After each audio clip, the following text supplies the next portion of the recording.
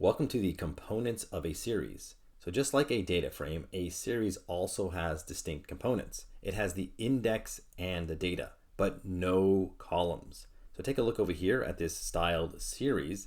You can see that the index are these values over here on the left, and then the data is this value over here on the right. So it's important to note again that these are distinct, and the data is what we really care about.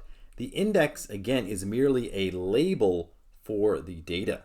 So I know, again, these are just integers, but the index could just as well have been strings and will be strings in the future.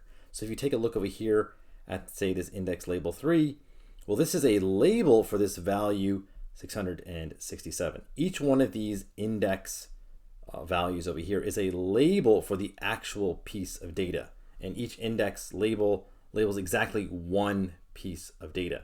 Now there is going to be some metadata at the bottom of the series. This is not part of the data. This is just some nice output that Pandas prints just for giving you a little bit more information.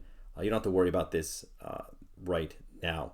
The name of the object is just going to be the original column name that from the data frame that it came from. All right, so let's take a look at our series over here that we selected in the last video. So it's the same as this one over here. We have the index over here on the left. Again, it looks kind of meaningless, but it's actually a distinct part of the series and acts as a label for each one of the values. And then over here is the data, which is also referred to as the values. All right, so that's it for the components of a series.